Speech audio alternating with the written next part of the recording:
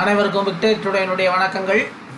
இன்றைய காணொலியிலே state bank of India அறிவித்துள்ள 200 probationary officer பணியிடங்களுக்கான விண்ணப்பங்கள் வரவேற்கப்படுகின்றன. அதற்கான முழு விவரங்களையும் வழிகாட்டுதலையும் இந்த காணொலியிலே காணலாம். நீங்கள் இதுவரை victory today doctor D Sampathkumar யூடியூப்பை சப்ஸ்கிரைப் செய்யவில்லை என்றால் சப்ஸ்கிரைப் செய்யுங்கள். இப்பொழுது காணொலிக்கு செல்லலாம். முழுமையான விவரங்களை காணலாம். இப்பொழுது இந்த 2000 state bank of India probationary officer பணியிடங்களுக்கான தகுதி ஏதேனும் ஒரு டிகிரி படித்திருக்க வேண்டும். செலெக்ஷன் வந்து ப்ரிலிமினரி மெயின் எக்ஸாம், அதற்கு பிறகு இன்டர்வியூ நடத்தப்படும். ஆன்லைன் மூலம் விண்ணப்பிக்க வேண்டும். லாஸ்ட் டேட்டு இந்த மாதம் 20 ஆகும், செப்டம்பர் 27 ஆகும். இதனுடைய கம்யூனிட்டி ரோஸ்டர் வழங்கப்பட்டுள்ளது.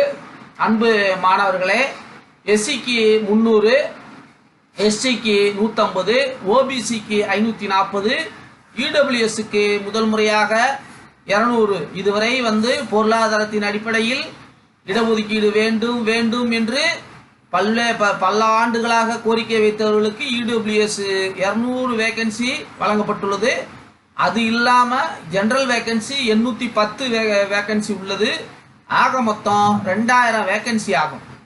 ஆகவே இந்த இடஒதுக்கீடு என்பது அனைவருக்கும் அவரவர்களுடைய சோசியலி, எக்கனாமிக்கலி, பொலிட்டிக்கல் பேக்ரவுண்டை வைத்து அவர்களுக்கு உரிய பிரதிநிதித்துவம் வழங்கப்படுகிறது.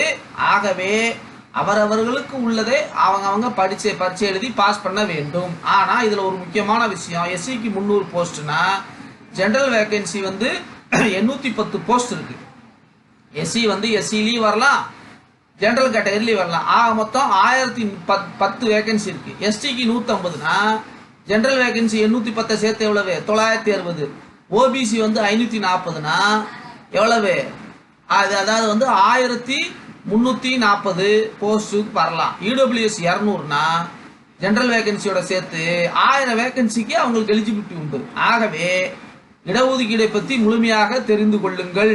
சரிங்களா? இப்பொழுது இதனுடைய பின்லாம் இப்பொழுது வந்து பாருங்க. 7ஆம் தேதி ஆரம்பிக்கப்பட்டது. 27ஆம் தேதி இந்த அட்வர்டைஸ்மெண்ட்டை முடிக்க போறாங்க. இப்போ எக்ஸாம் டேட் வந்து டிசம்பர் மாதம் இருக்கும். உங்களுக்கு வந்து அருமையான டைமு, 2-3 மாதம் உங்களுக்கு டைம் கொடுக்குறாங்க. ப்ரொபேஷனரி பீரியடு, ப்ரொபேஷனரி ஆஃபீஸருக்கான போஸ்ட்டு.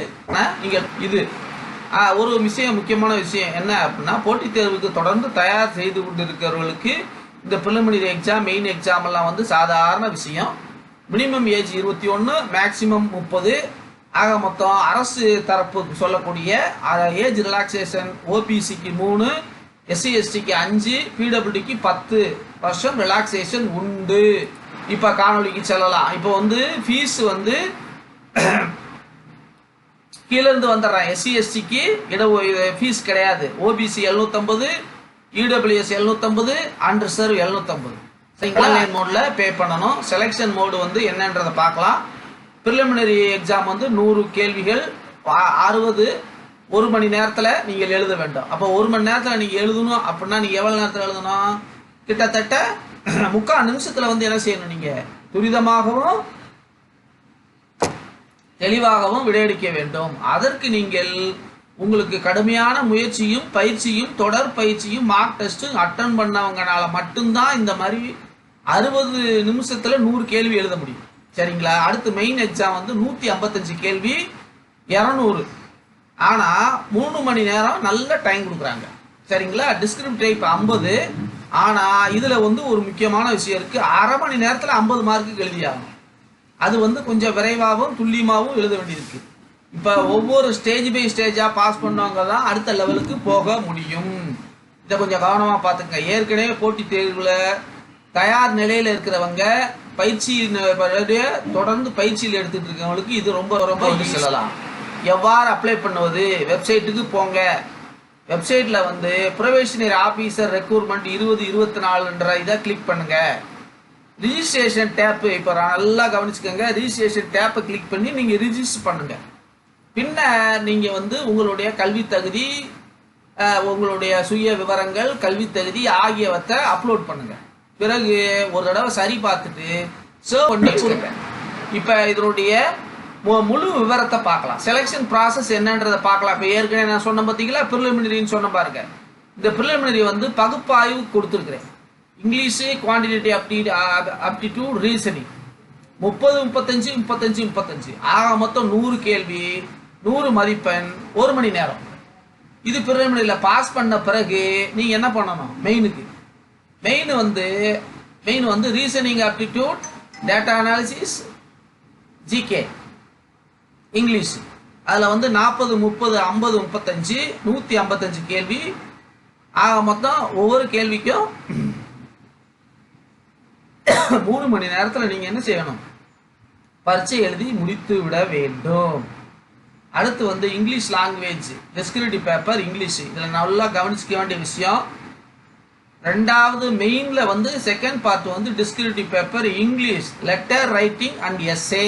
எஸ்ஏனா பெரும்பாலும் பேங்கை பற்றியான தகவல்கள், அப்புறம் பேங்க்கில் உள்ள வாடிக்கையாளர்களுடைய லெட்டரு, அவர்களுக்கு பேங்க் கொடுக்கக்கூடிய பதில்கள், இதெல்லாம் வந்து ஒரு லெட்டர் ரைட்டிங்காவோ எஸ்ஐயாவோ உங்களுக்கு கேட்பாங்க. 2 கேள்வி தான், 50 மார்க்கு. அரை மணி நேரத்தில் நீங்கள் எழுதியாகணும். அப்போது ஒரு கேள்விக்கு 25 மார்க்கு. 25 மார்க்குக்கு தகுந்த லெட்டர் ரைட்டிங் எஸ்ஏ கேள்விகள் கேட்கப்படும். இது வந்து நீங்கள் முக்கியமாக கவனிக்க வேண்டியது, இது பேங்க் எக்ஸாம்னால பேங்க் அவேர்னஸ், எக்கனாமிக்ஸ் படிக்க வேண்டும். அவ்வளோதான். வேற எல்லாமே நீங்கள் குரூப் 4ல் படித்தது தான். இப்போ முடிச்சோன்னா நீங்கள் அனைவரும் இந்த State bank of India provisionary officer போஸ்ட்டுக்கு அப்ளை பண்ணி வெற்றியடைய வாழ்த்துகிறேன். இது போன்ற கல்விசார் காணொளிகளை தொடர்ந்து வழங்கி வருவது doctor D Sampathkumar, educationist, founder, chairman, Victor today education enterprises. இந்த நிறுவனத்தினுடைய நோக்கம் அனைவருக்கும் உயர்கல்வி, அனைவருக்கும் அரசு வேலை, அனைவரையும் தொழில் முனைவராக்குவது ஆகிய 3 முத்தான நோக்கங்களுக்கான வழிகாட்டுதலையும் ஆலோசனையும் தொடர்ந்து சேவையாக செய்து வருகிறது. நீங்கள் தொடர்ந்து விக்டர் டுடே யூடியூப்க்கு ஆதரவு தாருங்கள். நீங்கள் இந்த காணொளியை பகிருங்கள், பயன்பெறுங்கள், பிறருக்கும் பகிருங்கள், அவர்களையும் பயன்பெற செய்யுங்கள். மேலும் ஏதேனும் சந்தேகம் இருப்பின் இந்த யூடியூப் வாயிலாக கேள்வி கேளுங்கள், பதிலளிக்க காத்திருக்கிறேன். உங்கள் வெற்றிக்கு நாங்கள் துணை நிற்கிறோம். எங்கள் நிறுவனத்துடைய நோக்கம் விடாமுயற்சி, தொடர் பயிற்சி, வெற்றி நிச்சயம். உங்களை நிச்சயம் வெற்றிக்கு அழைத்து செல்வதே எங்களது நோக்கம். தொடர்ந்து எங்களோடு கல்வி பணியில் பயணித்திருங்கள். நன்றி, வணக்கம்.